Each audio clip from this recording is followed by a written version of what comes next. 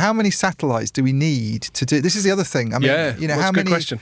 There's talk about things like space junk. the whole blanket of it. Yeah. And is it sensible to keep putting up these constellations because it's potentially problematic in the future? It's like a mist. Certainly for people sort of taking off to fly to Mars, your little thing about dodging asteroids. Imagine the irony. The irony. It's the big date. It's 2050.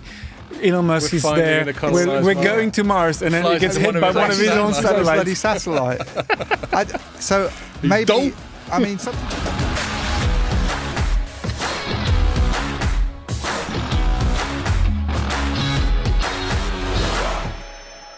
Hello and welcome back to the Telecoms.com podcast, which has been off for at least 5 weeks, we reckon, something like that. So I hope you've coped, and I hope going to tropical islands has been some small consolation for its absence. I am, of course, wearing the obligatory post-summer holiday white T-shirt. Actually, I did want to wear my Slayer white T-shirt, but it wasn't clean. So I'm just wearing Is that to highlight your tan? Well, quite. That's what you do, isn't it? While you've still got a tan, which neither of you have complimented on. I say Ian is probably the most tan of all of us. You think Ian looks more tan than me? You bastard. I've been outside a lot, even though I've not been anywhere. Right. So I was going to start off by talking about that. So the reason I have what tan that I have, underappreciated, especially by Pierre, it seems, is because I went away for a week in Suffolk and then 2 weeks to the Canary Islands, where half my family lives, which I've spoken about in the past, normally moaning about things like sort of vaccine mandates and shit like that. Yeah. So that was all groovy, although it's a massive faff getting all the way out to La Gomera, which is the name of the island. Oh, yeah? Boat? Yeah, you got to fly to Tenerife, and then you got to get a taxi to the ferry port, and then you got a ferry over, and then there's another quite long drive at the other end. 4 hours. That's quite a long way, though. Also, yeah. What kind of weather did you get there? Like 30? Yeah. I mean, it's funny, like the UK before we left. Yeah, it was great. It wasn't any colder. And it was funny actually flying back into Luton and just looking down at the fields, and they're just all yellow. Yeah. It's all changing now, though, isn't it? It's just rain for the next week. It's going to piss it down for a week. Yeah. I think it's pretty green already. Yeah. From one or 2 days of bit of rain, I know. So that's what I got up to, and I've been back at work for about a couple of weeks. What about you? And you just got back. This is your first week back, isn't it? Back on Tuesday. Tuesday. After about 3 weeks off, I think. Oh yeah, of course, because we all had Monday off. But I didn't go anywhere. No. Well, I went to Ireland for 2 days. If that just counts. for 2 days? Why only 2 days? Well, there's a wedding. Oh, I see. There's 2 nights and kind of 2 full days. But that's it. Yeah, that was really good actually. I mean, it's like a schoolmate who moved over there years ago and has married an Irish bird, and saw a bunch of people I hadn't seen for years. Like the first time we were all together for a long time. So yeah, I had a really good time. It was really Which bit of Ireland were you in? So it was in Dublin, and it was a place called, it sounds like it's going to be nasty. It's a place called the Airfield Estate, which sounds like something that Rodney Trotter lives on or something. Yeah. But it's actually like these gardens out in the south of Dublin, south of the city centre. It's like this. I think the southern part is the posher bit of Dublin. Yeah, it's posher, and it's just it wasn't what I was expecting. It's like sort of country home and gardens around it, and I know people forget that there are distinctly posh bits of Ireland. Yeah. It was really nice. We had a hotel quite close to it, like a mile and a half away, maybe 2 miles, so it was easy to get back to. And they'd done a day where they got married with just a family, and then the reception was like really drawn out. It was just hours and hours of time for drinking and eating. And I'm sure it was a dry wedding, finished at like 2 a.m. or something. So a dry Irish wedding. I thought we'd agreed no more cliches about Irish people getting pissed on Guinness. A lot of Guinness. Was there really? Was it? Nice. Yeah, did you hear that, Ronan? Some people drink Guinness in Ireland. So the next day we just did a sort of bit of a touristy day around Dublin. Went to Dublin Castle, which my wife had never been to, and went to a whiskey distillery. Excellent. In the old, how'd that go? It was quite a historic one because apparently I didn't know, but Ireland used to be the biggest producer of whiskey in the world. More than Scotland back in the day. Sounds about right. And then it all went Pete Tong in the 1920s for several reasons. One was the Irish War of Independence. Right. So they couldn't export to Britain or to any British colonies after that. Right. And there was also a distillery. That was our way of punishing them, like the EU's doing to us right now. Kind of, yeah. I had to queue up for about an hour just to get into goddamn Tenerife. And I'm sure that was part of that was Brexit punishment. Prohibition in the States. Yes. Which is their other big market. Indeed. And they had a distillery fire that destroyed a lot of the bit of Dublin that was where all the sort of distilleries were, which is where we went to. So the people who've done it were sort of the nephews of one of the original whiskey distillers in Dublin, and they've kind of read up on it and learned all there is to know about whiskey. It's quite young. From back in the day. Yeah, it was really good. Cool. No, I mean, we like Irish whiskey. We've got to give a extra shout out to Jarlath, who gave us all that Irish whiskey. You finised, what did you take back? Jameson's? I said Jameson's, which is, I've done that one. Oh, God, I had a bit of Bushmills this week. Do you know what? I haven't had much of my Tullamore Dew that I got, just because I'm going through a sort of rather prolonged bourbon phase at the moment. All right. Making my own just sort of quick and easy old fashions at home. Can't argue an old fashioned, can you?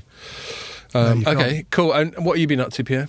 Well, it's funny you mentioning whiskey because I went to Venezuela. Right. It's more known for its rum. Yeah, but this is the go-to drink there. It's whiskey in a tall glass full of ice and water. Right. But they don't. They all have these weird. Yeah. Don't they have like whiskey sour? That's always something that comes up in. It's just plain whiskey and water and ice, and they have water, not soda. No. Ah. And they have all these brands of whiskies that we don't have here. Well, I find abroad you tend to get more blended, like sort of Johnny Walker. It's all blended. Johnny Walker's a massive international. There's no brand. single malt. Yeah. They call Buchanan's. Have you ever heard Buchanan's? No. And an Old Par. Right. It's all these brands that we don't get. That's the other funny thing that you get when you travel. You realise that there are some brands which, while they're domestic, have just got only export. They just don't have any exposure domestically. Chivas Regal is very popular in Spain, isn't it? And I know you do get it here, but you don't see it as much here as you do in. If you ask for a whiskey in Spain, I think it's always Chivas Regal. It's just what the population, that the taste. You could give them like a amazing single malt and be like, no, I don't like that. I like the other stuff. The one I've seen most ubiquitous abroad is Johnny Walker. Yeah, because they've got about 3 different labels as well. I don't know what the difference is. They call it Etiqueta Negra. Black label. That's what they drink. That might be the most popular one, to be fair. Yeah, it just crops up. And we were just chatting before we started. The other thing you've been doing this summer, Ian, is sorting out your son's emigrating. He's only 18. He's gone, yeah. Yeah, what's going on he's there? back at Christmas, so... Well, it couldn't be more different from my son, who I'm struggling to get out of bed. Yeah, so he's on a tennis scholarship to Denver University and flew yesterday, so I haven't spoken to him since he arrived. I know he's there because he sent like a one-word WhatsApp message. And you said that you got one of those find your phone spy things. I could see I use a spy app for my kids as well. Well, I was really worried about him getting through immigration because it's just a pain in the eye. I've been stopped a few times going into the US and you get weird questions and you're never quite 100%. I think it's just you, it's just your face. Yeah. Well, the other thing that's weird is... And he's got, what's his surname? Papachik. Well, he's Slovak national. So they might be like, oh, that sounds a bit foreign. Plus having a Slovak passport rather than a UK one. But he's had his visa done. It's stamped in there, the F1 visa, which allows him to be there till 2028. So that's all done. So it's all so done. You're saying it's colossally bureaucratic? Yeah, very bureaucratic. And the other thing that's scary, I remember once, because I don't know if they still do it, but the US used to require a special visa if you were coming as a journalist.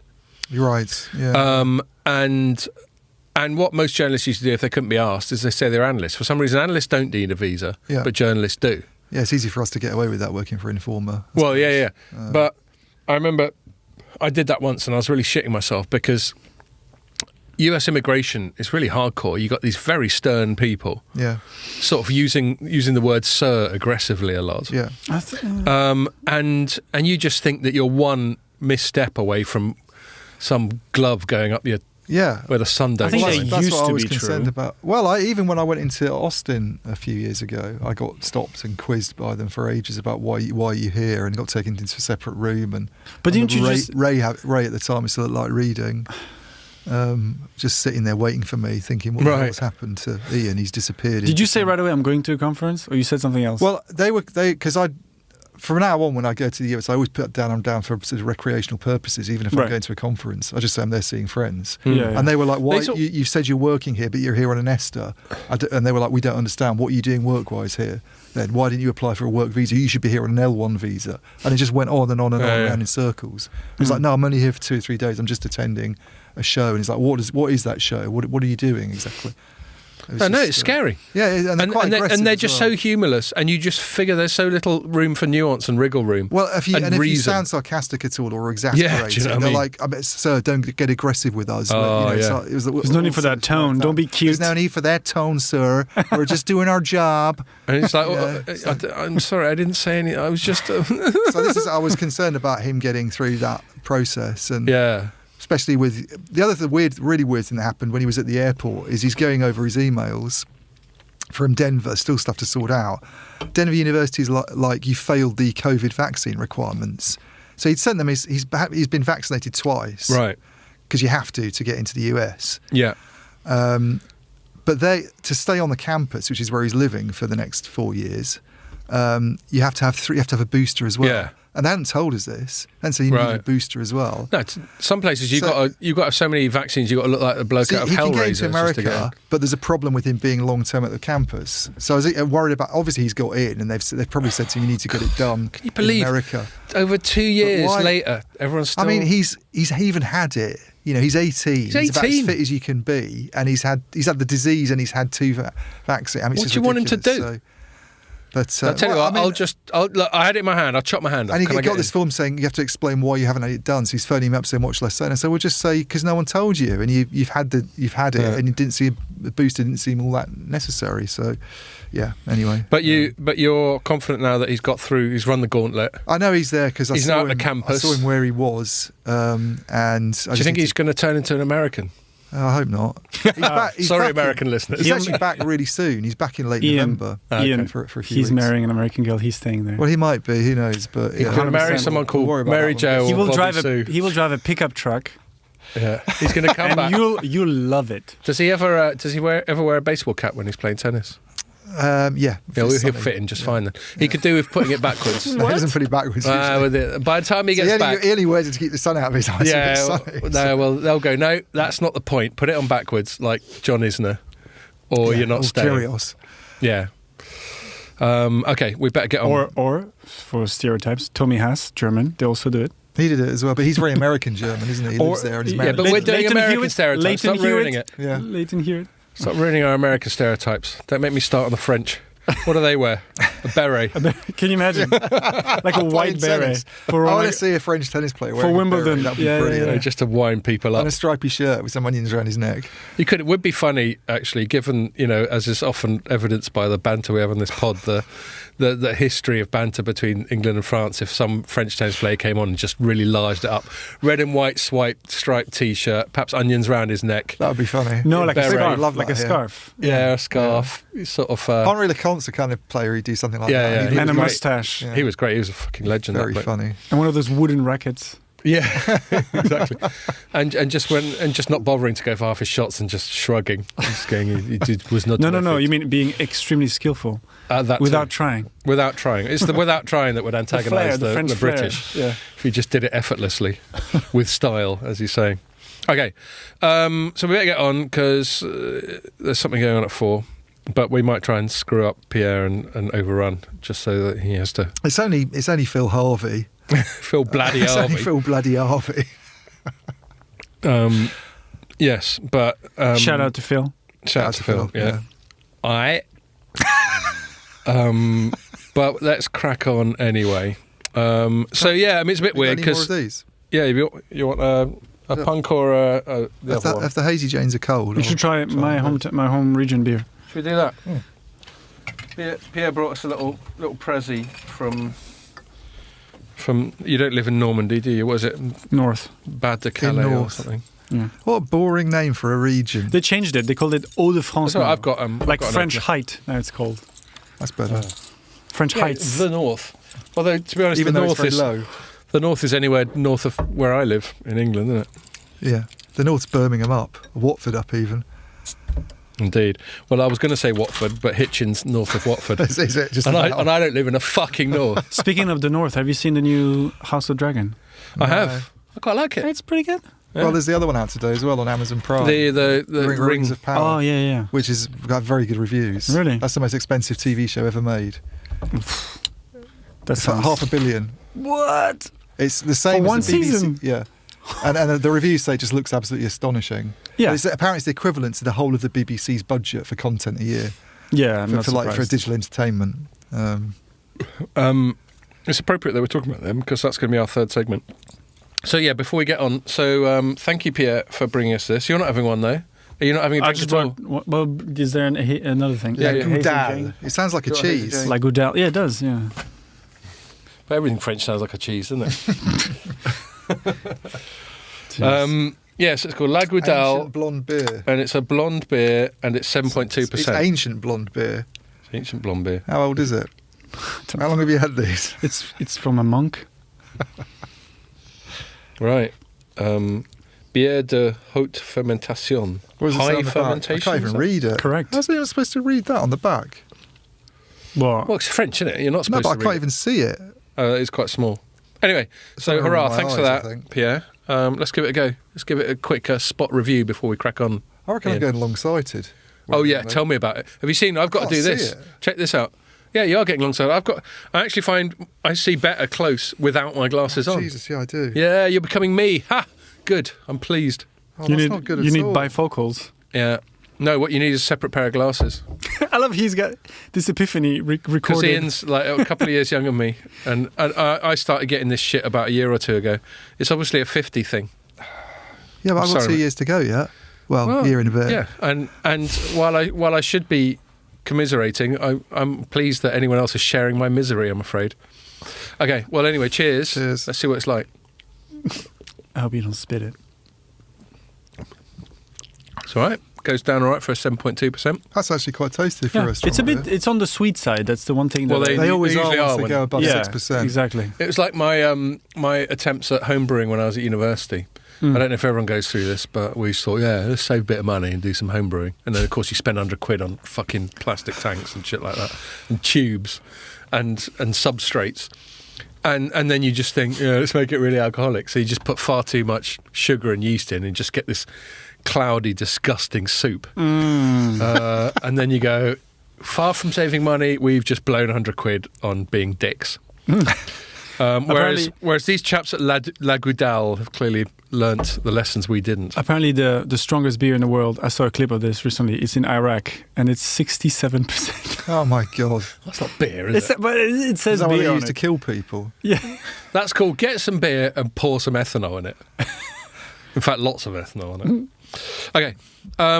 So, yeah, we got some catching up to do. We'll probably be sort of particularly loose and ignorant because we've been away. I don't know about you. It takes me, especially when I've been abroad, without meaning to rub your nose in it, Ian, it takes me about a week or two to sort of come to terms with the fact that it's life as normal again. Yeah. I still feel like a bit demob happy. I think the first 2 days this week, I didn't really overdo it. Spent a long time checking emails, Because there are quite a lot of emails when you get back and you've not been checking them. Yeah, I'd have over 1,000, I think. I didn't really... I wrote a few long stories, You actually. did, one of which we'll cover. So we'll get onto that. Good segue. So what are we going to chat about? We are going to start by talking about something that both I and Andrew wrote about on Telecoms.com, which is the satellite direct-to-phone world, which we first heard about on this very pod when a friend of the pod, Mary Clark, was on, and she introduced us to a company called Link, who she'd got to know. And they do this stuff, and initially I was like, well, isn't like Starlink and OneWeb and whatever the fuck Jeff Bezos is up to, aren't they already doing that? And it's like, no, this is straight to your phone. This is your phone, your normal phone, not a special big brick satellite phone, picking up a signal from a bird up in the sky, and getting connectivity that way. And I was like, okay, yeah, that sounds like a big deal. This is Link. Yeah, this was Link. This is when Mary introduced us to it on the pod in the previous office. Isn't there another one that's supposed to do something like that? AST Space. I think there are. I think there are others. Vodafone is sort of partnering with, and Rakuten. Yes, I think there are others. Link's the only one that I know in terms of actually having spoken to them and written about them. Yeah. But that's my failing as a journalist. I'm sure there are plenty of others. Although rather confusing, the AST, whatever they're called, seems to have had an agreement with Nokia recently, and I couldn't quite figure out exactly why Nokia would be involved. So that's the thing we're going to talk about more generally. It's not Link or even necessarily the thing that prompted my conversation with Link, which was this announcement between Elon Musk's SpaceX and T-Mobile in the US about them getting involved in it. It's more just generally, I'm interested in talking about the phenomenon, how viable it is, what the market is for it, that sort of thing. Venezuela. They desperately need connection. Well, actually, you can. Well, there's no mobile coverage. Mobiles was fine, but the internet home connection, I'm telling you. Well, what did I get? 2 megabytes down and 0.25 up. Well, that's a good market for Elon Musk. No chance of you working remotely from Venezuela then? No, I mean, I guess when you're uploading videos. I could get a dongle, I don't know, but they need to get fiber. The trouble with one of the problems with Starlink, I think, is that the equipment's too expensive. Well, save it. Well, right. That's our first segment, and then we're going to talk about something that we wrote about Telecoms.com, and Ian, you wrote an analysis of, which was this news that Virgin Media O2 was doing something. I think was it with Nokia? It's doing Open RAN. Oh no, with Rakuten and someone else. NEC. Yeah, and there we are. Sorry, I'm just getting all my stuff mixed. You see, you can tell I've been away. No, because when you said Nokia for a minute, I was thinking, oh yeah, Nokia. Yeah. So it's not just you. Anyway, and you wrote a piece headlined, Virgin Media O2 would be mad to follow Vodafone on Open RAN. I noticed you do Open RAN with a lowercase o. Interesting. We go uppercase. Anyway, so we'll an early schism in the Telecoms.com podcast, and then we're going to finish off something I just wrote about this morning. I often end up flagging up things I've written about this morning for the obvious reason that are at the front of my mind, which is this thing that's been going on for a while, and this is just the latest development. European operators want American big internet companies, principally subscription video on demand companies, to pay more because so much of their network is spent transmitting the video from them, Netflix, Amazon, Apple, YouTube, all that sort of thing, to us. And so we'll finish off by chatting about that and how valid we think their claims are and all that sort of thing. So yes, back to this satellite thing. So Andrew wrote a story. I thought I queued that up, but I haven't. I'm back to my old bad habits. But I remember covering it because I was chatting to Andrew before he covered it, so I can do it off the top of my head. So SpaceX, which is Elon Musk's space sort of rocket company, of which a subsidiary is Starlink, which is his low Earth orbit connectivity company. That's the bit that's supposed to pay for SpaceX, I think, isn't it? Right, yeah, and then the rest of it is him just trying to launch people into Mars and all that sort of thing. In fact, I think, let me find the photo. I think basically people using broadband in the Himalayas are funding trips to Mars, Elon Musk hopes. So that was his T-shirt. Yeah, what does it say? Yeah. His T-shirt at the official thing. So Mike Sievert, who's the CEO of T-Mobile US, wore a sort of standard big T logo T-Mobile thing, and Musk wore a T-shirt saying "Occupy Mars." Yeah, I saw that. He did on the JRE podcast a while ago. Did he? That's his favourite T-shirt. Probably an old shirt, yeah. Yeah, he thinks because it's a sort of little reference to sort of popular culture, like Occupy Wall Street and shit like that. I think Mike Dana, which is funny coming from a billionaire. Yeah, do you know what I mean? How about we occupy your gaff, mate? Yeah. What are you going to say? No, I was just going to say Mike Dana has written quite a lot about all this stuff recently, I think. But I've not, apologies to Mike, I've not really sort of read a lot of it because obviously I've been on holiday. No, just I've not been around, just in the headlines. And No, Mike's, he's been all over it, I think. He has been. Yeah. So anyway, long and short of it is that they made this. So Elon Musk, and I mean, we just call it Elon Musk. Elon Musk's such a big character that even the company, you just call it Elon Musk. It's like he's the personification of the company. Whereas T-Mobile, I don't call Mike Sievert. No. John Ledger maybe was at that level about. Possibly. Maybe, yeah. Well, no, very few people are at the level of Musk in terms he wasn't really the level of Musk. Global notoriety. He's not an investor himself, is he? He's just a manager. Yeah, Ledger. Exactly, whereas Musk owns the fucking thing. But anyway, so they did this thing, and it was... It was pre-hyped, and I noticed it was quite funny. Apologies to Like Reading did this. It always makes me laugh when other news sites write up the hype. Yeah. And we know secretly why they do it, because sometimes we're looking for news in the morning and there's slim pickings, and we go, fuck it, that'll do. Here's a rumour. Well, it's easy to write up the hype, isn't it? Because you don't have to think. I'm just going to channelise this bit of hype. But I always try and resist doing it because you're not really saying anything. You're just being a pawn in the hype. Well, it's game. lazy. It's lazy. It's lazy, and you're also being used. You're being used, and you don't have to put your brain into gear. I think that's mainly why people do it. It's and because they're struggling to find anything else. So I have some sympathy, but I think you should rise above it anyway. But they could find it and do something with it more sort of interesting. You know, they could take the hype and take it to pieces. No, I completely agree. I think we've all been there where, as journalists, we're writing something up and we're slightly wincing and pinching our nose because we know it's a bit thin. Yeah. But the way you justify it is that you add opinion and analysis and context and all that sort of thing, and hyperlinks. So, Jesus Christ, that's not touching the size, is it, Ian? I'm drinking much recently, so it's probably catching up. Yeah, making up for that. You are looking quite svelte. I've lost a lot of weight since I last saw you. Yeah, actually. I was going to say. How much weight you lost? About 7 kilos. Wow, that's a stone, isn't it? Yeah, it's about a stone. Wow, God, that's even more than was immediately apparent. Well, it's not. Obviously, I'd gone down when I did my big weight loss thing a few years ago. Years ago, when you started running again. To 85. Yeah. But then when we last saw you, I was back up at about 97, so I'm down to 90 at the moment. That's your optimal weight, probably. I think 85 is my optimal weight. I feel a lot better when I'm still trying to lose more, but today's doesn't. You have your odd day when you sort of treat yourself, obviously. So, don't start talking about cheat days, because I have to slap. I don't use that expression. That's a terrible expression. You inferred it just now, though. That was still a bit too close for comfort. For God's sake. I mean, I'm all for it. I want to lose some weight, but let's not get carried away. But it's hard when you actually go somewhere on holiday to lose weight, because then you just sort of go into let's enjoy ourselves mode. You go and see your mum in like a mirror. I can't imagine there's a lot of opportunities for. Well, the biggest thing that made me lose weight isn't necessarily any great. Well, you look alright. Thank you, but isn't any great effort. It's just that I realised that bread just made my limbs hurt. Yeah. So I just stopped eating bread, and that's a good motivation. Right? Do you know what I mean? Not being in pain. There's some inflammatory thing to do with gluten. Just before going in, you're like, nope. No, honestly, I even like if I'm cooking pasta for my daughter, the way I normally check it's ready is I just eat a bit and see if it's just right. And now I eat a bit and I spit it out. That's how. You can get gluten-free pasta. I know we've got not the potato ones. No, split pea pasta's quite good.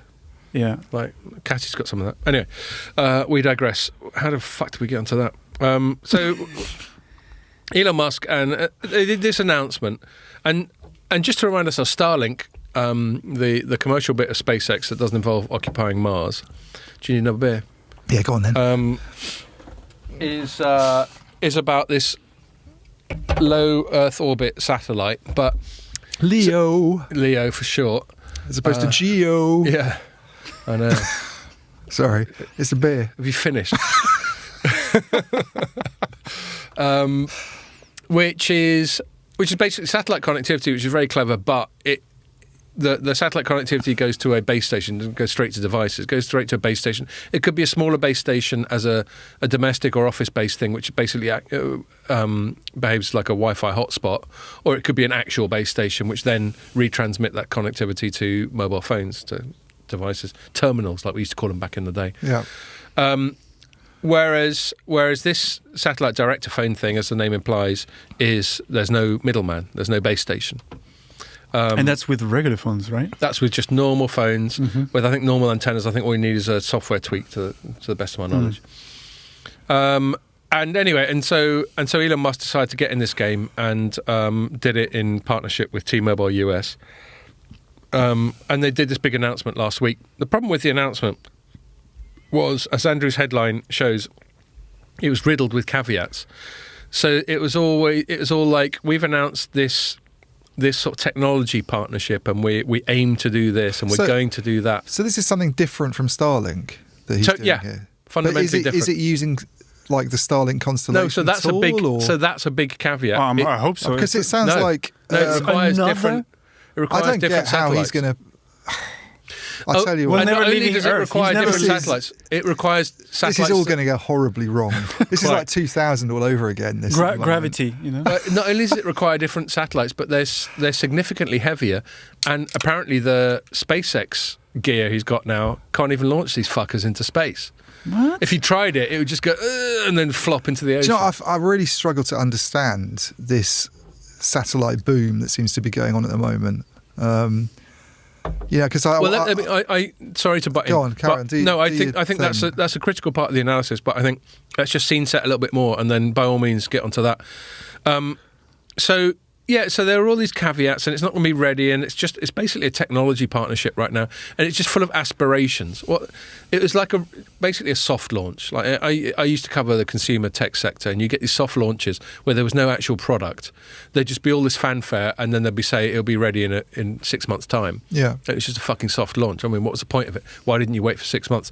And normally it's other business imperatives, like it's quite possible Apple's next week going to do a launch and an announcement of a new another one. this is their main autumn thing. Right. iPhone 14. The new iPhone. I thought you were The saying iPhone 14, Apple's which will be a setting tiny bit better than the satellites up iPhone as well. 13. And the new watch. And it could be that the iPhone 14 will have this capability.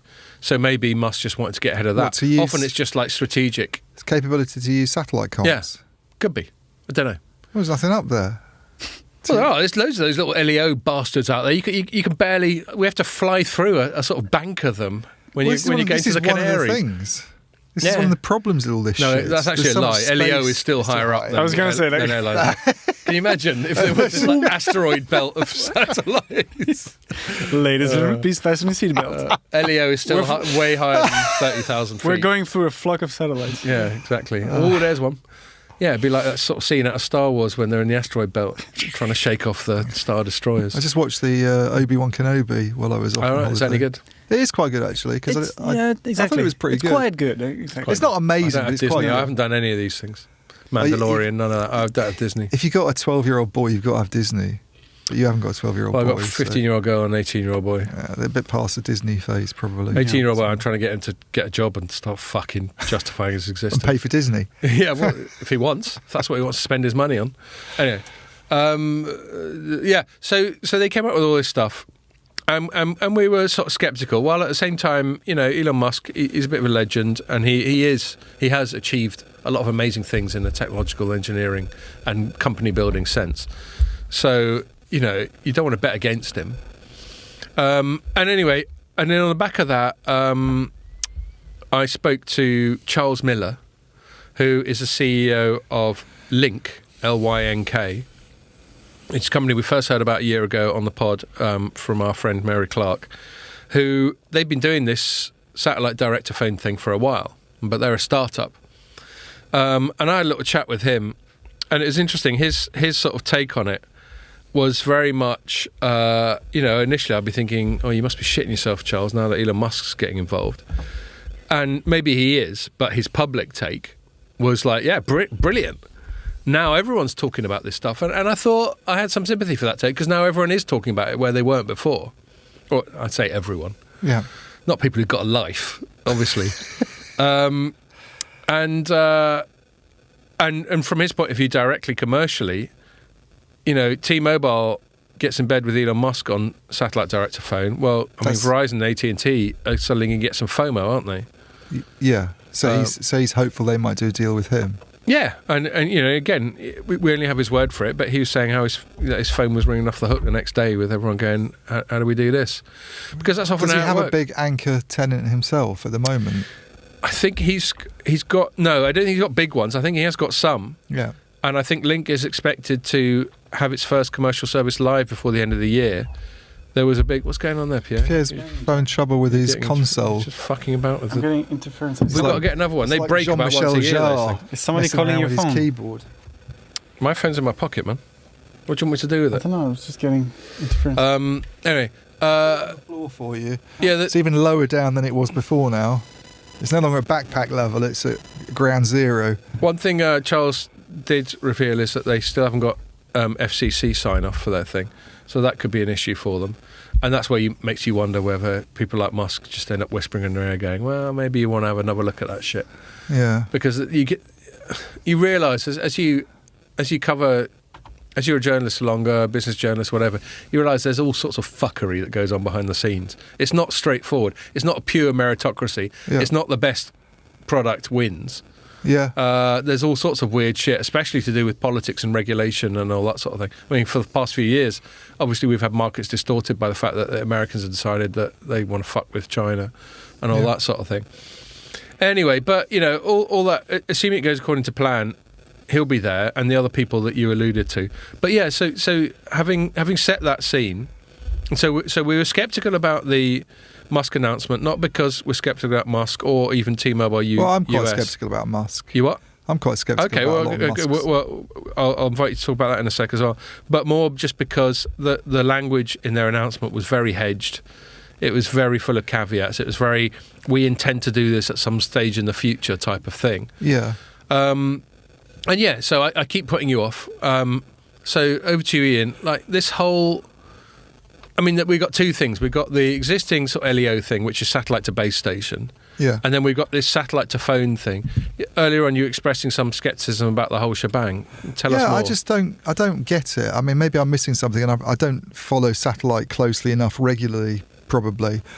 I did used to work for a guy in the States when I lived there about 20 years ago called Tim Farrar, who is one of the world's leading satellite experts, and I should probably phone him up at some point and just go, Tim, what do you reckon to all of this? You would if you were good at your job.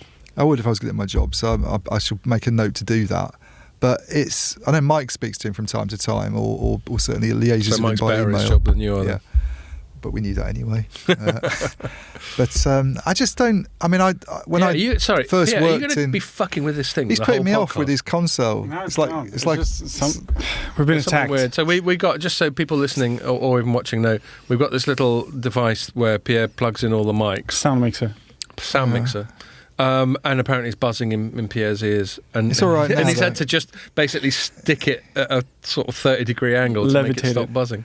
Okay, sorry. But when I first got into telecom, the satellite thing was the big thing basically at that time. It was 99, 2000. So you had companies like Iridium and Teledesic and all these sort of ventures. The internet in the sky, I think, was how Teledesic branded it. And it sounded really, but at the time it sounded really compelling because we didn't have 3G, we didn't have, we're on dial-up. Most people, I think, it was even before the sort of ADSL days. Oh yeah, I remember that. Even fixed line, it was. And dial-up. So there was this huge opportunity potentially for satellite to come along and provide. You sort of envisaged it with yourself sitting outdoors, in a park maybe with your laptop, just like looking at the internet. And at the time, it sounded like really sort of futuristic and different. And then all of a sudden, terrestrial came along and provided coverage for 90% of the country in developed countries and Wi-Fi. And so you think, and these projects didn't work. Remember. They're very expensive. It's incredibly expensive, obviously, to launch satellite stuff up. Yeah. And even when nobody was thinking about things as much as 3G and basic copper-based broadband, it seemed like a difficult thing to do. And we've now seen the market shrink massively. I mean, Elon Musk himself, I remember he being interviewed at Mobile World Congress back in the days when they were doing it remotely because of COVID. And he did that interview with Justin Springham at the GSMA. And he was saying they were targeting a Mobile World Live. A Mobile World Live, yeah. He's not quite fully assimilated to the GSMA yet. I don't think. But he was saying they were targeting like the 3% of the world's population with Starlink. So and that'll be mainly skimp people as well. Well, this is the thing I don't get. It's 3% of the world's population is quite a lot of people actually. You think of the planet being sort of 7 or 8 billion people or whatever, but it's going to be in unserved areas. You're talking about a lot of those people being in rainforests in South America or the Himalayas. They're not people who can afford to go out and spend $500 on a satellite dish or whatever and then pay $100 a month for service. Do you know what I mean? With a credit card. And can barely afford to top up their blow darts. So I just think he's, and he was talking at the time about the first job is not to go bankrupt, because lots of satellite companies before have gone bankrupt. And and then you've seen this is the thing I don't get, is if there's one or two companies doing it, maybe I could buy it. But you've got OneWeb, you've got this. I can't remember what the name of the Amazon one is, the Jeff Bezos one. But there's Blue in it somewhere. There's. I can't remember the Jeff Bezos space thing. Oh, a Blue Planet. Blue Planet. No, Blue Origin. Blue Origin. Is it Blue Origin? I thought it was called something else. But there's there's probably ones we don't even know that China's doing because they'll want to be involved in it somehow. Yeah. There's all this Elon Musk stuff. There's not only Starlink. There's now the thing you're talking about with T-Mobile. There's AST Space Mobile, the thing that Rakuten and Vodafone are involved with.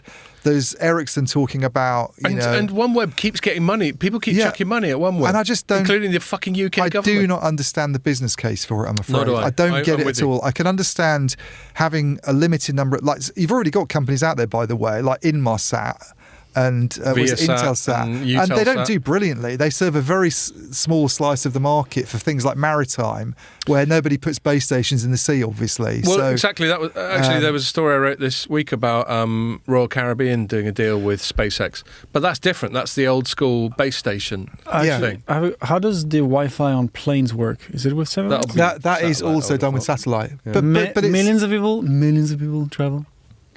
Yeah. No, there could be Have you ever customers. successfully used Wi-Fi on a plane? But it's already something that's Nor have I. But if it was good, I would. It's already something that's being done with a project with, I think, Deutsche Telecoms. There's a European one, Eutelsat, or actually, the weird thing about that project is a lot of the communications are actually served by ground-based. Even though there's a satellite tie-up, it's actually Deutsche Telekom in many cases providing terrestrial connectivity to serve the planes. If you can do line of sight, if you're low you can enough, have quite a lot of range. Yeah, but like if you're in the middle of the Atlantic, and if you could not so much. But imagine I think watch they're Netflix. obviously that'd be going great. over Europe. If you're going over the Atlantic, then yes, for sure, that's when you want the satellites to Do you come know what? into use. I actually would resist that, because there's nothing quite like flying on a Saturday. There's that. Yeah. Flying on a Saturday before the football started, and then you land, and then you get all the scores at once. That's a lot more fun How than about just incrementally obsessing over. How about Spurs watching the game on the plane though?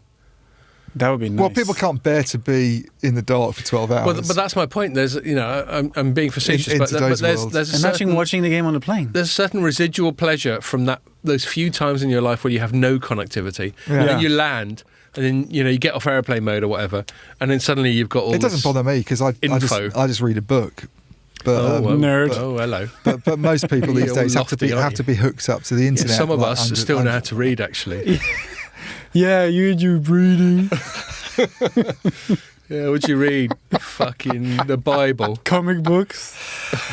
But I don't get it at all. I don't get. And then you've just mentioned this other one, Link, with Charles Miller. Yeah. I mean, So who I chatted to this week. how many of these companies how many satellites do we need to do? This is the other thing. I mean, that's how a good many? question. There's talk about things like space junk. The whole blanket of it. Yeah. And is it sensible to keep putting up these constellations because it's potentially problematic in the future? It's like a mist. Certainly for people sort of taking off to fly to Mars, Do you know what I mean? your little thing about dodging asteroids. Imagine the irony. The irony. It's the big dates, 2050. Elon Musk is there. We're going to Mars, and then he gets hit by one of his own bloody satellites. satellite. So maybe. I mean, sometimes we get people writing in on podcasts and saying, well, you've got it all wrong, and actually the business case is really good. And it'd be good if they did, because I don't personally get it. I don't understand what... To me, it's actually a little bit like the fibre frenzy that's going on in the UK at the moment, with loads and loads of companies like building fibre. a bit of a gold rush. And they're clearly not all going to survive. I got a fibre guy knock on my door the other day. He say, "Hey, you want fibre?" I was like, "I've already talked to you." It's actually worse than that, because in that case, I can see people. I can see the need for high-speed broadband. Fibre's more proven. Yeah, it's proven. Yeah, definitely. With most of the world now served by terrestrial technology, and it's a tiny percentage, as Elon Musk himself said that he was targeting with Starlink. I just don't get the business case for doing this stuff. I really don't understand it. And and as you say, so it's connecting the unconnected, which has got great sort of CSR philanthropic side to it. But again, the business case isn't obvious. But if you're in the middle of the Amazonian rainforest or Sahara Desert or fucking middle of the Pacific, which is why I see a role for companies like Inmarsat and Intelsat, and the ones that were already there doing things. But I agree there. Every time we hear about how OneWeb or Starlink has just launched another 100 satellites up there, and I know these satellites are much smaller and cheaper than the ones that we think of from when we were kids. Do you know one organisation that uses this stuff is who I've spoken to a couple of times to do stories, but you wouldn't normally sort of go to them for things, is Telecoms.com Frontier, where they basically like Medicine Sans Frontier. They go into disaster zones and provide communication services on the ground. Yeah, I think I have covered them once or twice. So people can get in touch with loved ones. I covered them when some ship blew up in Lebanon. Yeah, exactly. So I did as well. Yeah. When there was that horrible sort of explosion in Lebanon, they went in. I've seen the video of that. It was last summer. Oh, I've seen all the videos. It's crazy. But they went in and provided, they provide a communication service so people could go and phone loved ones, and you can get basic communications happening. And they have a deal with, I might be wrong, but I think they use Inmarsat. They have a deal with Inmarsat, so they can go in there and set things up where you can come and use a satellite-based phone to sort of phone someone that's concerned about you and that sort of thing. And now in that instance, I can see why there's a huge need for satellite communications. But it's such a sort of niche opportunity, isn't it? Okay, so I've got a theory. Conflict zones, maritime. I've got a theory. Maybe it's a CSR tick box. Maybe that's something that's underpinning it all. But it wouldn't. That doesn't make sense in the case of people like Elon Musk. Well, no, but it does because. And by the way, I'm only semi-serious about this. But let's say, because CSR is becoming a bigger thing for reasons I don't fully understand. Obviously, it's nice if corporates aren't just dicks to everyone the whole time. And if that's all that CSR was, then I'll be in favour of it. But I think a lot of CSR is just corporate. Well, it's almost what I was writing about today with my environment. With the environment. So, well, feel free to bring up that tangent. But for me, I just always find it hard to believe that it's possible for a profit-seeking corporation to have any ethical compass whatsoever. Well, it's also not measurable as well. I mean, The Economist did a good piece on this where they were saying they should dump all this CSR stuff. And the only part of it that's valid at all is emissions, not even environmental, because it all gets just pure emissions, actual pure measure. Yeah, like all the social responsibility stuff is all utter guff. You know, all that crap that Philip Jansen at BT was coming out with during the pandemic about cutting his salary so that in solidarity with the workers, and it looks good. That's turned out well, hasn't it? And then last year he took a third pay rise, and they can't get a rate of inflation increase. You know, so they end up looking like wankers in retrospect. Well, because they don't mean it. Because it's impossible. This is no. Yeah, I'm not trying to be horrible to any corporation. I mean, Informa does loads of CSR stuff, and I'm sure. Yeah, but it's all totally insincere. Well, I think so. I mean, that's not to say that I don't think the people behind it, like our CEO, in case he ever watches, don't have a social conscience. I'm sure they do. But there's having your own personal social conscience and doing your own personal philanthropic shit. Yeah. And then there's the corporation, which is answerable, which has all this fiduciary, is answerable to people who just care about the value of their investment. And so that's where CSR kicks in, is if you get to a stage, which I suspect maybe we have, and I don't know if you remember, I'll plug my book here briefly, but I came up with an acronym in my book called a Corporate Offsetting Note, CON for short, which is basically like a medieval Christian indulgence. Yeah. Just like, like carbon credits are an example of that, where you just pay some money and there's just this artificial sort of derivative that absolves you of corporate sins. Yeah. And that's how I view it's like CSR. Hail Marys, isn't it? Or Hail Marys and indulgences and all that sort of thing. And that's how I view it. And maybe that's too sceptical. Maybe a lot of me and my wife chat about it. There's these ads that are on telly quite a lot. There's a consumer food brand called McCain's that make like oven chips and shit like that. And their whole ad campaign for the past at least a year has been about kids with special needs or who are terminally ill or tragic stories and how they help them out. And you sort of think superficially, you think, oh, cool. Yeah. My daughter's autistic. I've got skin in the game and all that sort of thing. But then you sort of think, hold on, if you turn it into an ad campaign, to me, that really diminishes whatever sort of altruism is baked into it. Is that why you did it? Just so that you could do the ad campaign? Anyway, Well, this is what I think about a lot of this environmental stuff. We've planted some trees and we're going to be net zero by 2040. And meanwhile, you've got the Boston Consulting Group pointing out that ICT, I think it's current contribution. So this is the thing you wrote in the last couple of days? So it's the current contribution of ICT to global emissions is something like 3 to 4%. Which, by the way, is twice as much as civil aviation. And their forecast is that it will account for 14% of global emissions by 2040. 2040 being the date that a lot of big telco companies have said we're going to be net zero. So either BCG is way off, or some of these virtue signalling corporations are talking total bollocks. Or the truth is somewhere in the middle. But it still means that they're and it's all very. And you've got this. There's a lot of this in the story I wrote today, but these.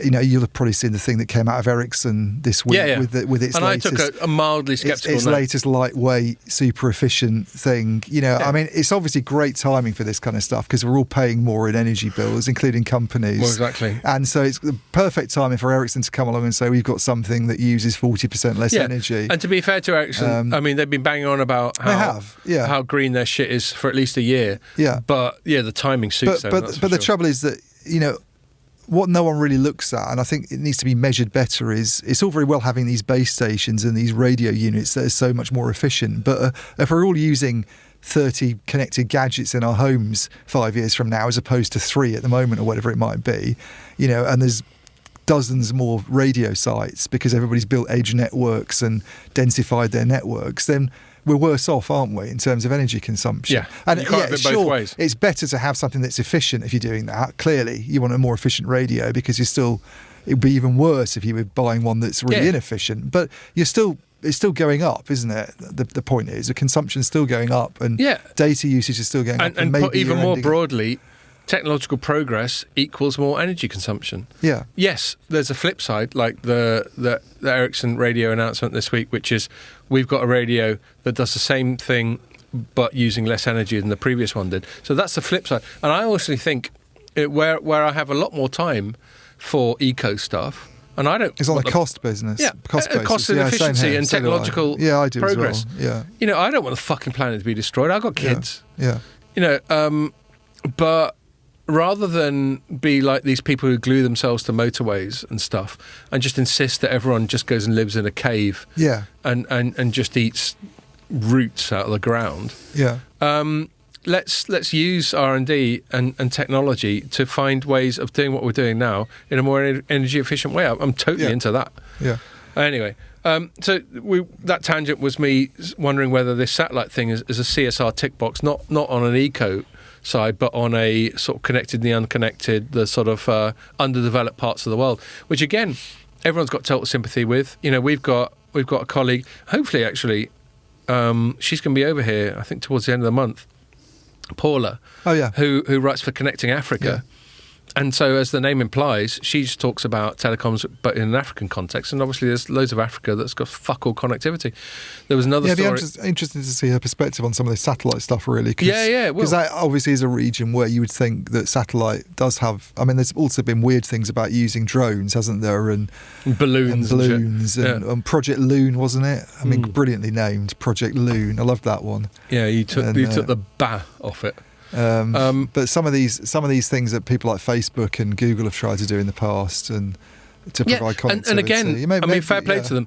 If it takes Facebook or Google to throw the R&D money at these moonshot projects, then that's good. Yeah. So maybe that's a CSR tick box that's not immediately obvious. Is this in a telecoms context? This connecting the unconnected. Yeah. There was another thing that I wrote about this week. Although to be fair to them, they didn't try and spin it in a CSR way. But Jio in India reckons that they're going to go really big on fixed wireless access. Right. Because India's fixed infrastructure is shit for a country, especially for a country as big and populous as it is. Yeah. And so clearly it's not viable for reasons that I couldn't understand because I don't know the Indian market well. I mean, you've got a writer who lives in India and knows India. Yeah. But, for whatever reason, it's obviously just not viable to lay fibre cable all over India. And so Jio is just like, fuck it. We'll just give everyone 5G FWA. FWA always makes me think of like a sort of 80s gangster rap band. Yeah. But anyway. I don't know. I mean, you'd have to. I suspect parts of Delhi, obviously, the big cities, especially where there's. Yeah, but FWA is not going to work for big cities, is it? Because it can't provide the capacity. Sorry, is that what you were about to say? No, I was going to say that, but I would have thought it would be quite economical to do a fibre deployment in some of these places if there's multi-residential units, multi-dwelling units rather. Obviously in villages where incomes are very low and you've got housing that's spread out or whatever. Is there any housing spread out actually in India? That's more a Germany thing, isn't it, rather than India? No, I think it is. But I think a hell of a lot of India is semi-rural. Yeah, but but even the semi-rural areas seem to have tons of people in less focused on conurbations than China. I don't know. It could. Yeah, I suppose. FWA. I know FWA for me just seems to be a rural thing, but I'm only thinking about it in a developed markets context. So. Well, anyway, that's what Jio is banging on about in India. Anyway, the point is, with FWA, again, it shrinks the role for satellite to me. I just don't see where satellite. All these companies that are doing satellite constellations and putting up more space junk. I don't see that there's a big enough market to serve all of them. Well, I agree. The total available market, TAM for short. Yeah. is questionable. And in my piece, when I wrote my interview with Charles Miller, who incidentally I gave him an open invitation to come on the pod if he's ever in the UK. Yeah. So some of the objections you're coming up with now, he if he's listening to this, he'll be making notes to put you in your place when he comes on. But yeah, I'm with you. What is the TAM? I mean, he'll have some TAM. There must be some good. I mean, it'd be good to talk to some analysts. As I say, this guy that I used to work for in the States might have some data, Tim Farrow. But it'd be good to get some proper numbers from someone on what is the TAM and how many companies are trying to target that. So therefore, what's the implication of what they can each make in revenues per year, and what are their costs? Because the big thing is it's incredibly expensive to put satellites into space. Yeah. Yeah, and what's the ROI? And then how do you? Businessy I mean, I don't understand the model well enough, but equipment on the ground obviously gets refreshed every few years. You know, you get your 3G swap out, your 4G swap out, your 5G swap out, your 6G one every few years. You put these constellations up into space. How long are they there for before they need replacing? And you can't. Presumably replacing it's a lot harder. You just send another load of shit up and you there. make a really good point, because like crash them or just shoot them, just play Space Invaders with the motherfuckers. But that's how they do it. Like with fibre, and I think I can't remember who it is we've had on. That's the great thing about fibre. It's just that's passive. The passive side of it's there forever. Yeah, exactly. You don't really have to upgrade it as a piece of nylon or whatever it's made out of. Glass. There we go. That goes. Do you know nylon? Do you know what the etymology, where the name comes from for nylon? I just heard it on something. New York, London. Oh, right. Yeah. Isn't that weird? At least that's what someone said. It could be bollocks. Anyway. No, sounds feasible. But fibre has got no such cute etymology. No. But yeah, fibre, you put that down and no one's thinking that there's something that's going to make fibre obsolete as a substrate, as a basic way of transmitting data. Whereas you make a good point with satellites. You send it up, it's got certain circuitry, certain chips, certain technology in it that might become obsolete. Yeah. So, yeah. And there's that as well. Because if that wasn't the case, then you could apply the same logic as fibre to it. Once the satellite's up there, it's just a done commodity. Yeah, if you sell like the fibre's the passive thing inside, and obviously the boxes at either end, the OLT and the ONT, do need replacing every few years. But if one goes wrong, you send a technician out to fiddle around with it. What do you do if one of your satellites goes wrong? I'm not saying any proof of what you just said. Nylon. I'm not saying anything about that. Really? Oh, you've Jamied it. Yeah. No. Jamie. In 1940, This is from Dupont stated that the letters NYL were arbitrary, and the on was copied from the suffixes of other fibers such as cotton and rayon. Oh, well, I've got my laptop fired up. He's got his sources as well. Well, if you search for it, then you'll probably find it. But I'm just saying, nylon name origin, nothing came up saying. I mean, look, I'm completely open to it being bollocks, but there's something quite appealing about it. I mean, I see. Okay, now I found it in several lines below. Okay, Snopes has had a look at it, and I don't. Although 2011, they've gone fuck off. False. Okay. Yeah. Unfortunately, however, it's not true. Yeah, I'm reading the same story. Right. All right. Fair enough. It was nice though while it lasted. Anyway, we better move on.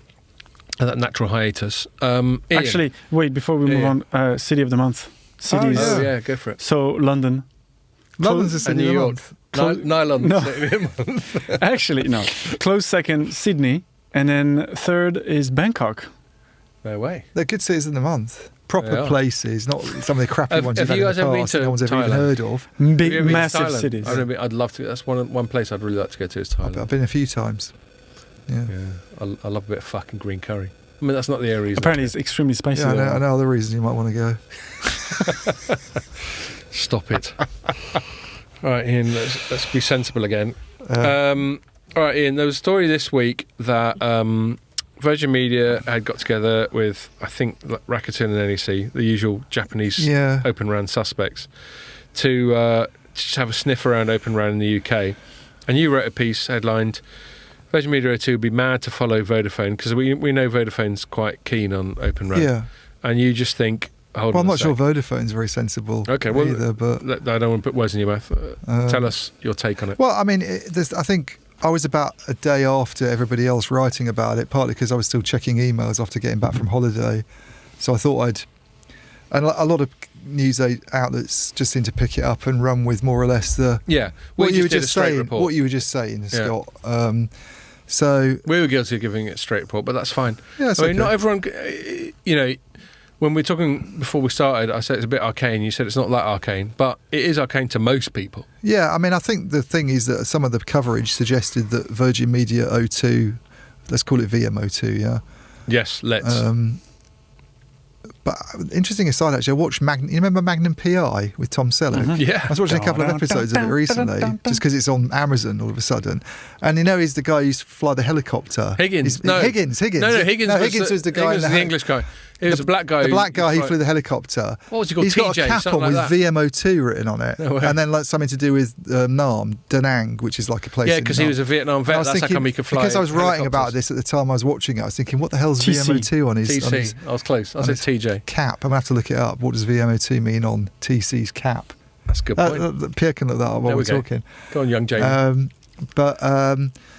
It just the coverage suggested that they had this big deal, this big Open RAN deal, like Virgin Media, and then you look at the details of it, and it is just a trial, and it says sites in the announcement, but we're not clear how many sites, and I mean, I don't like it when people don't respond when you ask questions to PR people. So I approached Virgin Media O2. I approached James Lusher, who we know. And he referred me to somebody else, but then that person never got back to me at all on questions about it. This isn't slagging you off, James. No, it's not slagging James off. But James, I think, is one who got us the Queen gig, so we don't want to slag him off. But the person he passed the query to should have at least said, we're not commenting on those. Yeah, I'm totally with you on that. It's real bullshit. Oh. If you ask questions of an operator and they just can't be bothered to... even get to you and say we're not commenting on that. That sort of thing feeds my journalistic laziness, and I slag off other journalists for being lazy, but I'll hold my hand up, and I certainly have my moments. In that, when it's happened enough times, you just stop fucking reaching out at all. Well, so the questions I asked were: how many sites? No answer. How many sites are planned? No answer.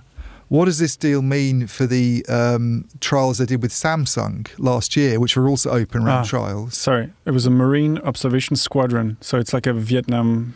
VMO2. Yeah. Ah, okay. Do we know what it stands for? Can we expand the abbreviation? No, it doesn't say. Anyway. Probably Vietnam something. Anyway. Vietnam Marine something. Marines... Observation. Yeah, exactly. Because it's the second group doing it. Second one. There we go. That'll do. But and then I was saying, what does it mean for Samsung? Because they were also flagged up in trials with Virgin Media not that long ago. Well, it's a year ago, sort of last October, I think, around about then. No answer to that either. So for all we know, this could be a two-site deployment. Now it sounds a bit similar to our scepticism about this Elon Musk thing, where there's this big reveal and then how much substance is there to the fucking thing? Yeah, I mean, I think some of the impetus for this, and I put this in my story, has come from Enrique Blanco, who's the CTO at Telefonica. And he's been CTO forever. He's been CTO forever, by the way, and he's a massive proponent of things like virtualization. Anything that's new and software based and cloudy and sounds like it might deliver. Because that's a Telefonica thing. They want to be like they're all into the this. next thing. And he's always been a sort of cheerleader for this kind of stuff. And he, a couple of years ago, probably less than that actually, might have been last year, he actually wrote a column for us for Light Reading where he said that. Between 2022 and 2025, I think a massive percentage of what they buy, he wants to be ORAN compatible, like half maybe. And then they came out with this announcement a year ago where they said they were going to have 800 Open RAN sites in deployment from, starting in 2022. The aim is to have 800 sites in deployment across their four big markets, which are the UK, Germany, Spain, and Brazil. And that all of a sudden, you sort of think 800. That sounds like a major commitment to Open RAN. They're actually starting to do something, in the way that Vodafone's talking about doing. Mm-hmm. Well, 800 sites is nothing. Okay, over all those countries. Yeah, I mean, so for instance, they've got 28,000 sites in Germany alone. Right. So as a percentage just of the German sites, it's 3%.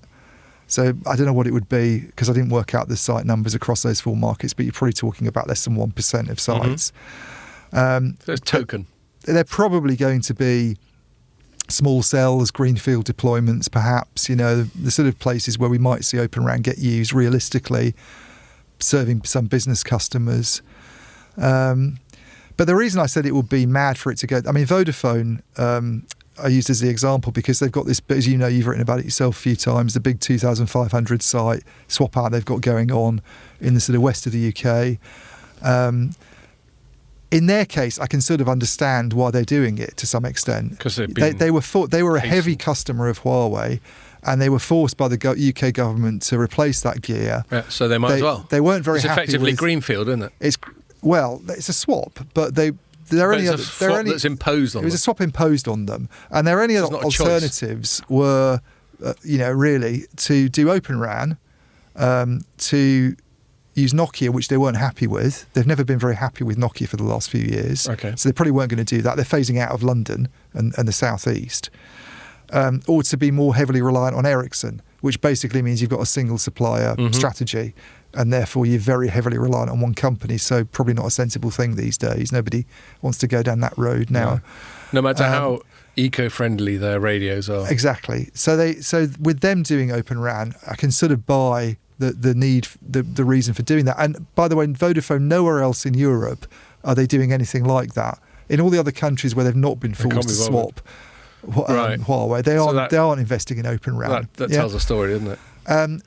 Virgin Media O2 has never been a big Huawei customer. It's always split its radio access network pretty much evenly between Nokia and Ericsson. So it already has a dual vendor strategy. It already has two companies that aren't Chinese. It already has two companies that are, big vendors, big reliable vendors at the forefront of 5G development. Okay, Nokia's had its problems. It's pretty much over, I think, now.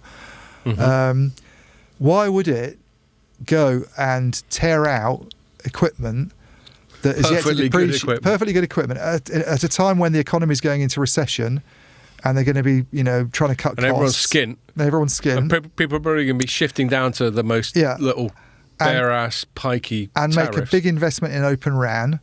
How do they guarantee compatibility with older technologies, which are still in use? If they're going to do that, what are they going to do? They're going to maintain two parallel networks if they build this big Open RAN system. It was another question I asked, by the way, that didn't get answered.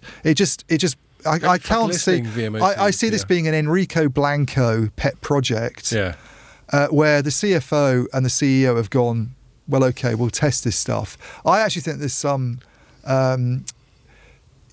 putting pressure on Ericsson, Nokia perhaps here going on. It's nice to have that as a threat, isn't it? Yeah. It's nice to be able to say, look, if you don't, they're both trying to raise their costs, by the way, for customers at the moment in negotiations. So it's very nice for them to be able to go and say, look, if you don't sort of play nice, then we're going to maybe use Samsung, or we're maybe going to use NEC, maybe we're going to use Rakuten.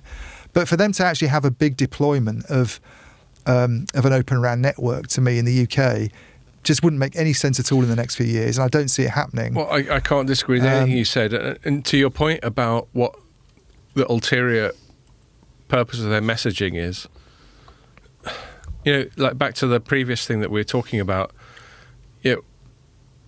when Elon Musk and T-Mobile US did this big announcement, 90+% of the tech, telecoms and business press just took it at face value.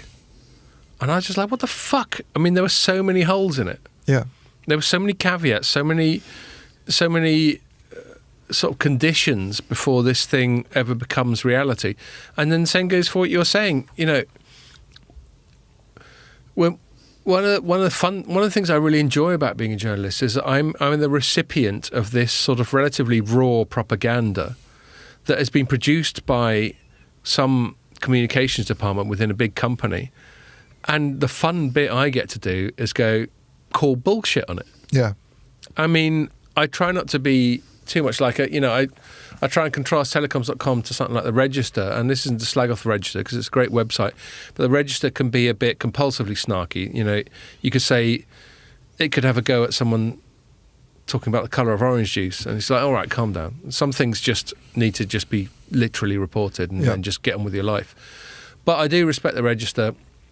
and sites like it, like in the past, the Inquirer, which is no longer with us, where they just have a pop. Wasn't that related to the Register? Yeah, well, it was Mike McGee who used to be at the Register, and then went and made his own site. But they just have a pop, and you should have a pop, and it's actually quite I can't speak for non-Anglo languages, like I can't read French press or German press or Spanish press. Well, Spanish press, but I just can't be bothered with Spanish press. But certainly compared to Americans, as far as I can tell, the British tradition is to be a bit more arsey and to sort of pick the scab a little bit more. And both these stories we're talking about, I think, deserve that. Yeah, and I think both our sites do that relatively well at risk of self-promoting. The other problem I had with the VMO2 thing on these trials is with Rack. I mean, there's nothing wrong with them doing trials with any company. Obviously, they're free to do trials with everybody. And but one of the big claims about Open RAN, obviously, is that it's. Thank you very much. It's a multi-vendor arrangement where this is what it is, really. This is what Open RAN is. Yeah, and that's one of the points. I think some of the claims about Open RAN are wrong. By the way, some of these there's no inherent advantage in deploying an Open RAN network over a traditional network technologically. Yeah. So this is one of the reasons why I think they'd be sort of mad to do it, because if Open RAN was vastly superior to a traditional 5G network, it offers 10 times the bandwidth and a tenth of the cost, then obviously you can certainly see it's a bit of a no-brainer. But there's all Open RAN is open interfaces that allow you to take one vendor's baseband compute stuff, for instance, with another company's radios. Now, one of the problems is this argument that Open RAN is cheaper, more efficient, lower cost. That's nothing to do with Open RAN. That's VRAN. That's virtualization. Right. That's not the same thing at all. I mean, most Open RAN... And VRAN is presumably also offered by Ericsson and Well, Nokia. most Open RAN networks will be virtualized. But you could do VRAN without going... I mean, Ericsson's at the moment got this deal with Intel, this virtual RAN solution with Intel that it's been talking about, Cloud RAN, where you basically have Intel's general purpose equipment, running Ericsson software and linked to Ericsson's radios. The difference with an Open RAN virtualized setup is that you'd then have, say, Ericsson's software on, Intel's, general purpose equipment with Fujitsu's radios, let's say, or somebody else's radios. That's the difference. But these savings that get talked about by Open RAN companies are nothing to do with the Open RAN side of it itself. Right. They're to do with the virtualization. And I also don't. I think that argument itself is very, very tenuous. I don't understand why people think that using general purpose equipment is necessarily cheaper. Well, okay, so let me be devil's advocate. Yeah. The argument that's been presented to me is that there's an excessive markup created by the likes of Ericsson and Nokia, because certainly in countries that have told Chinese vendors to fuck off, there's a duopoly. And within a duopoly, it's obviously only a bit better than a monopoly. They have a captive market, so they can charge more. Let's say they've got this end-to-end RAN product. Yeah. They can go, right, well, that'll cost you $1,000. Whereas if you're able to pick off the shelf, I know you know all this, but I'm doing it as much for the audience as anything else. Yeah. If you're able to pick off the shelf and cherry pick your chip here and your baseband there and whatever other bits and bobs, you could get it for £750, and so you save yourself 25%. That's the argument, isn't it? Well, it doesn't make any sense. Why would Ericsson's selling vast quantities of customized equipment at massive scale be more expensive than? Because they've marked it up, because they're profiteering. That's the argument. Whereas Intel hasn't marked it up, selling massive quantities of general purpose equipment. There is that. I just don't get the logic, I'm afraid. Yeah. When people talk about general purpose, they're generally talking about x86, which is a huge monopoly market. It just doesn't make any sense to me, I'm afraid. Yeah, and it's not like any of the companies involved aren't in it to make a few quid. Yeah, and the other point is that even if you do buy into the cost arguments, even if you do accept that it's 30%, 40% cheaper, the RAN is 1/5 of what operators spend on mobile capex alone each year. Concrete, steel, you can't virtualise those. What's that, for towers? Yeah. Yeah, but they're not building many new towers now, are they? Well, no, they're selling their towers. Quite the opposite. But there's all sorts of other things that you spend money on in capex. Okay. You look at the mobile capex. This isn't me. This is Informer's numbers. This is Del Oro. 1/5 of Omdia's mobile numbers. capex of Omdia. 1/5 of mobile capex is the RAN. So if you look at the RAN spending as a percentage of overall telco capex, it's even less than that. Then you've got the OPEX numbers in as well. Why is it cheaper to operate an Open RAN network than it is well, it isn't. It might be cheaper to operate a virtual RAN network, but the reason it's cheaper is because you move your baseband compute into mini data centers. You take them away from the sites and you consolidate them. Maybe you need less equipment then. But to do that, you need to build the data centers. Yeah, contrary to the edge computing. You need to put fibre in. Yeah. So you need this huge upfront investment to do that in the first place. So none of the savings are to do with Open RAN. They might come about through virtualization and automation, which I think is why Rakuten, when Rakuten talks about the savings it's been able to realise on its hugely expensive, by the way. I know. I noticed. You're right. You don't pull your punches on how much money they're losing. Yeah. But they, if you buy into, it's expensive to build any mobile network from scratch, whether it's virtualized or not. So, giving them a bit of leeway on that. Let's say it is a lot cheaper to operate, and maybe that becomes apparent in the next few years if we take their, if we trust what they say about it all. That's nothing to do with Open RAN. That's all to do with virtualization and automation, the fact they've got a much leaner workforce than most telcos in Europe. And Virgin Media, by the way, and BT, they're not going to be able to lay off staff because the unions will kick up a fuss. Oh, my God. So the whole thing about the cost savings is very spurious.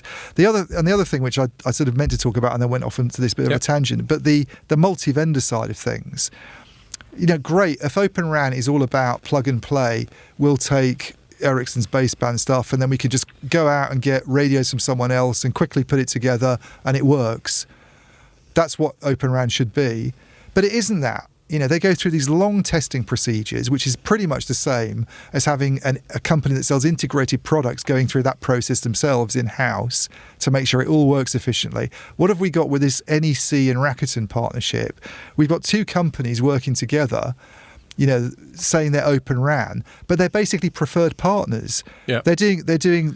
So how is that massively different? How is that any different from a vendor lock-in? The NEC and Rakuten are now doing. They know it works because that's what Rakuten's deployment's based on in Japan. That's what they're selling to 1&1 in Germany, which is their flagship customer. Now they're in trials with. With O2, VMO2 in the UK. It's probably stuff that Enrico Blanco's looking at in Spain, but it's not really a plug-and-play solution, isn't it? They know it works together because they've worked for months, if not years, making sure these things work efficiently. Mm-hmm. If VMO2 was all of a sudden to go, well, we really like NEC's hardware, but we don't want to use Altiostar, which is, by the way, the radio software bit of Rakuten. Yep. We don't want to use them anymore. We want to put Mavenir in. Could they just do it just like that? That's what Open RAN should be. I bet they couldn't. They go through another similarly long, faffing around process to make sure it works. I don't think I explicitly stated it, but I remember there being some story in the last couple of weeks about NEC doing yet another Open RAN thing somewhere or other. And I definitely got the impression of Japan on the whole, and I'm not saying this is government prompted, but the collective Japanese technological community. Well, it's Japan Inc., isn't it? Yeah, definitely trying to corner the market for Open RAN expertise. I mean, I think Japan's one of the big winners from Open RAN. Yeah. Japan and South Korea, because Samsung's been pretty prominent in all of this as well. And by the way, Samsung, on the big deployment with Vodafone, which is Open RAN, is providing software, radio software and hardware. I mean, NEC's involved a bit as well. And there are some other companies in the mix. But the fact that Samsung's mainly responsible for that, it's the big vendor, and it's providing two of the crucial elements that companies that have talked about Open RAN in the past have been saying those could possibly come from different suppliers, makes you think, well, why is that? And I think you do get some state support. There was press release I saw recently that I chose not to write up, which is something along the lines of Samsung chosen to do big Korean state thing. Yeah. I was like, well, there's a fucking shock. Yeah. And that's fine. Everyone's a bit more protectionist than they admit to being. But we slag off China for being protectionist, rightly. But I don't think the rest of us are necessarily so innocent of that charge. I think the conversation about Open RAN needs to move on a little bit, really, and because you get these forecasts that our sister company Omdia does as well. 15% of the market's going to be Open RAN by 2025 or whatever, and you've got very sceptical people like John Strand at Strand Consult who says it's only going to be 3% or something. I don't think that whether it's Open RAN or not is really the important thing, personally. You can have an Open RAN network in name that all comes from Nokia. They say they're behind Open RAN. Indeed. They say all their stuff's compliant with Open RAN now. Or it's all from Samsung, plurality, which is pretty much what you've got in Vodafone's case. Or it's all from NEC and Rakuten, which have basically teamed up to provide another sorry system. To interrupt, but a lot of the political push for Open RAN is coming from the Yanks, who realise that they've created a duopoly of companies, neither of which are American, and they can see an opportunity for American companies like Intel, like Mavenir, like you could say LTSR, although they're owned by Rakuten. But they can, I think, politically, because bear in mind politicians don't know shit. Yeah. So they're normally operating from a very inadequate sort of source of knowledge and information. But I think someone's gone to them, right, so we've basically we've now got this thing that we've determined to be a national security priority, which is the 5G and onwards networks. We've said no Chinese vendors. So now we've basically got Nokia and Ericsson. That's not good. It's not good for vendor plurality. It's not good for competition. It's not good for value for money to end users, all that sort of thing. So let's inject. But we've got this thing called Open RAN that will force everyone to get American companies and Samsung and whatever involved. And so the politicians gone, yeah, that'll do. That looks like an easy fix. Let's just fucking run with it. But as you were just saying, it's not as simple as that. Well, I think the Americans have got it. The American politicians who think that have just been. They don't really understand. I mean, there seems to be this view that they could use Open RAN to create an alternative to Ericsson or Nokia. Yeah. And if there is one actually at the moment, there's two companies that maybe are that, and neither of them's American. One's Samsung, and one's, let's say it's this Rakuten NEC. Yeah. They're not the same company, but they're kind of established partners. That Japan bit. Inc. Yeah. It's but none of them American. They're not American. I mean, American firms. Motorola's not doing it. Marvell, Broadcom, Intel all supply massive amounts of chips to Nokia, which is one of the biggest 5G vendors in the world. And Intel's got a relationship with Ericsson. Yeah. Ericsson probably has dealings with other American chip companies. Which is a great reason to not be protectionist about the vendors, because there's a big ecosystem behind totally. them. So they have the Open RAN. I mean, the Open RAN companies are companies that have talked about as being pure sort of Open RAN companies that are American. Are Altiostar, which is now owned by Rakuten. So whether we can really say it's American anymore, I don't know.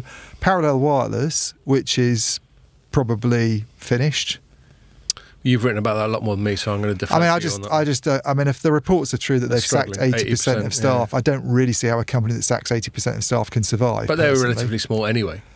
But they were one of the big three software companies that always get named. Whenever you have conversations about Open RAN... Which they were. That's a bit out of order, isn't it? They are relatively small. The trinity of software vendors that gets mentioned are Mavenir, Parallel Wireless and Altiostar. Okay, fair enough. One's owned by the Japanese, one's dying. Mavenir had to go to debt markets while I was on holiday, apparently, to raise money, which doesn't sound good. Doesn't imply they bring in shitload of revenue, does it? So I just don't, I don't see how it's working out in the way that they wanted it to. But I'm going to wrap it up just because of time and all that. I'm largely with you on that. I think just like we've been, this is a Telecoms.com podcast, but I don't think it's our job to be cheerleaders for the latest thing. In fact, I think it's a journalist's job to be sceptical. And just as I criticise the broader journalistic community for not being sceptical enough about the Elon Musk announcement and maybe also this thing we've just been talking about, I mean, who's going to be sceptical if we're not? Yeah. So that is our job, and I largely agree with you. But I'm going to move on to one thing that we can be sceptical about. We're not going to make any friends in the fucking industry on this podcast, which is a thing that's been going on for a while, and there was just the latest iteration of it this week, or presumed iteration of it, which is that European operators, which includes non-EU ones like Vodafone, although obviously they operate in the EU, but non-EU headquartered, they're always moaning about how most of the traffic over their networks, be they fixed or mobile, I think this is largely a fixed thing, but I don't know, is produced by certain US tech giants, specifically subscription video on demand companies, or not just subscription because it includes YouTube, but Netflix, Amazon, Disney, Apple, YouTube, which is owned by Google, otherwise known as Alphabet. Although you mentioned one there that never really gets lumped into that big tech category. Which is Disney. Yeah. Because we think of Disney World and we think of fucking Fantasia and shit like that. Which my kids could never watch, by the way. It freaked them out when they were what if Fantasia. HBO or Paramount or one of the other sort of companies that's got an SVOD service? Good point. All of a sudden, so we subscribe to Now TV. Right. Which is Now basically TV. HBO via Sky. Yeah, had a service that all of a sudden became ridiculously popular next year. Sorry to interrupt. You're getting slightly ahead of the discussion point. It's because your brain works so quickly. Ian. I've got to restrain it. I've got to put. I don't know about that. I've never been told that before. No, but we'll get there in one sec. So there was something that I just channelized from Bloomberg where apparently you're still getting that buzzing. So it's no one's phone. I'll see when I listen to it on Monday. If there's no buzzing, I'm just gonna be like, just calm down.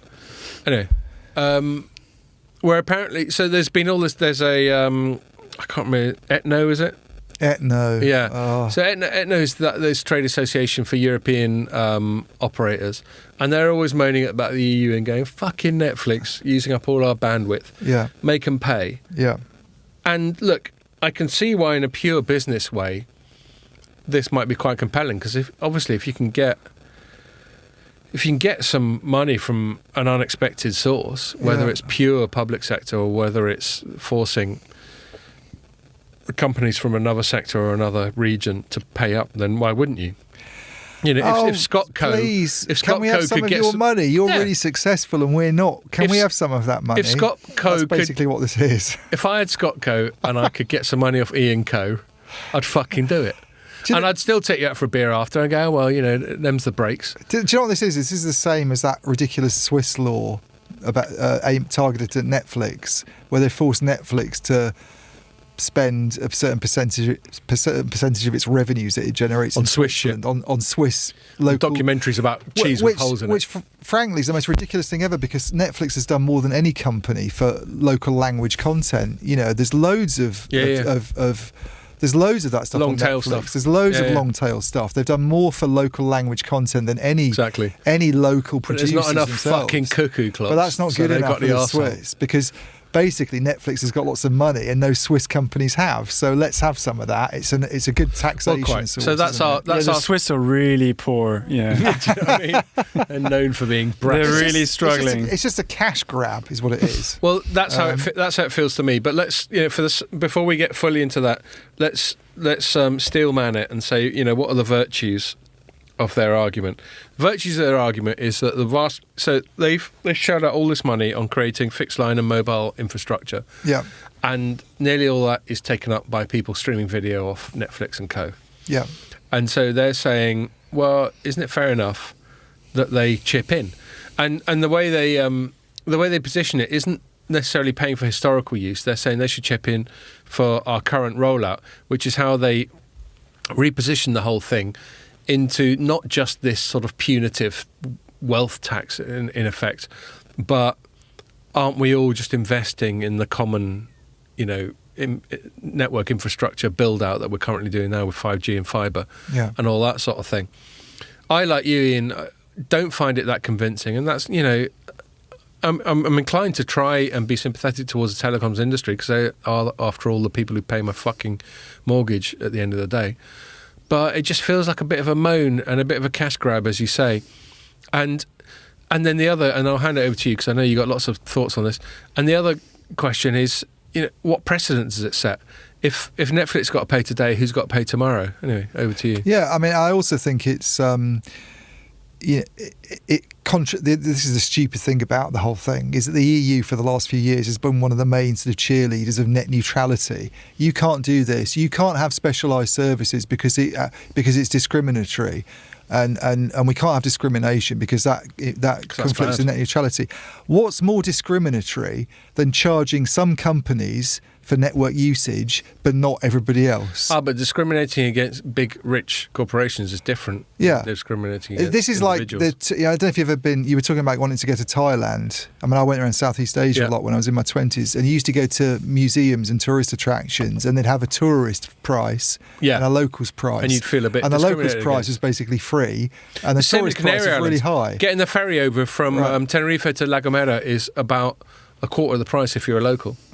So that's amazing. Fuckers. They do the same thing there. So this is exactly the same thing. It's a discriminatory price. Like they're gonna charge 5 or 6 big companies for network usage or whatever you want to call it, force them to pay some money towards building networks.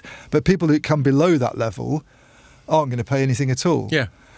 Not for now. I'd actually have more sympathy if they were more sensible about this, and they'd said, "Look, we're going to have proper network usage fees."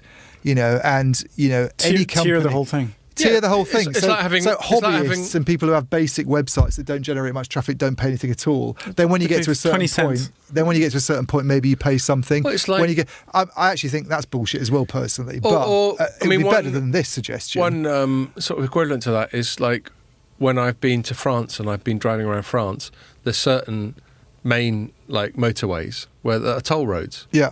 And you get there's some of them. There's like something du Soleil. What's the word for motorway in French? Autoroute. Yeah, the main freeway. Yeah. And you get on it, and then you drive down to the south of France, and then you get off it, and then you shell out a few euros. €6, and everyone knows what they're signing up for, and I certainly don't begrudge the French for saying, okay, we got a lot of people driving through France. It's very well maintained. It's extremely discriminatory, that system, Scott, because it's discriminating other drivers who have to sit in traffic jams. Well, presumably the French you go on your fast road and pay for your fast road travel. It's all right for you with all your money like that M6 and your white collar job to go and pay for your fast travel, but all those drivers who blue collar jobs can't. They're stuck in traffic jams. Well, poor people aren't going to France; they're just going to Spain. I mean, this whole argument is really dumb. This whole thing about getting I think again, I'm steel manning. I think that the French model of the roads, that makes sense. Okay, loads of people are doing that. I mean, it makes sense. It's France's prerogative. You could argue that they could not charge because it's not like people are going to France and they're not going to spend any fucking money in France when they're there. But anyway, that makes some sense. But that's paying for the. If we think of roads and internet traffic as equivalent, that's what they'd have to do. But then everyone would have to pay, not just the big ones. Back to your point. Can you imagine if those toll booths in France would be like a price for French plates and then foreign plates pay more? I just think the way Etno's thought it through, and I wrote about this a few weeks ago and went to Etno and asked some questions on this, and they didn't have very sort of robust answers. It was all very, I was saying, well, are you going to charge all companies or are you just going to charge a few? And they basically said, we're just going to charge a few. That's the plan. We don't want to we don't want to sort of, for now, we don't want to penalise other guys. But once the precedent's set, I bet they find another tier. Where's the cut-off? Exactly. Where's the cut-off point? Is it just the top 5, the top 6? What about number 7 or 8? Why are they not paying anything? What about 10 or 11? Why are they not paying anything? What about a startup? Yeah. What about a new SVOD company? It's which makes it look really like you're doing really well. Looks arbitrary. We want some of your money because, and also would telcos wouldn't be arguing this if this was the 1990s and hardly anybody had a smartphone and there were loads of people to sign up to subscriptions still. Let's say we introduce another 2 billion people to the planet that don't have smartphones and they're all about to go out and buy them, and all of a sudden the telecom sector is in a growth phase. The only reason that people like Netflix have been doing well is because nobody's had a Netflix subscription because it's relatively new compared with mobile phones. And if you notice what's happened this year with Netflix, when it had that big sort of crash in the share price and subscriber numbers went down. Well, yeah, because it's becoming a mature service and there's competition and Disney's That's why they're having a half price. And now what they're going to do? Now it's going to be difficult for them. They're not going to be a high growth company anymore. Maybe they're going to start saying, "Oh, somebody else should give us money because we're not doing so well." Yeah. Why couldn't Netflix say to Apple to they buy your device to watch our movies? Or to the telcos? Why couldn't they get say money off? We spend loads of money on iPhones content delivery networks and repositories and stuff to store all this content. Amazon, by the way, this suggestion that internet companies don't spend any money on the underlying internet infrastructure is the most stupid thing I've ever heard.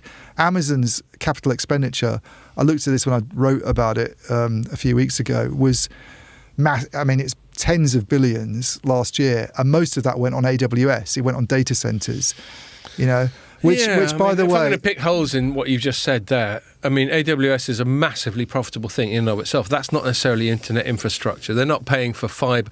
What the operators are saying is that they should shell out for fibre, and they're paying for data centers that host internet that are content. profitable.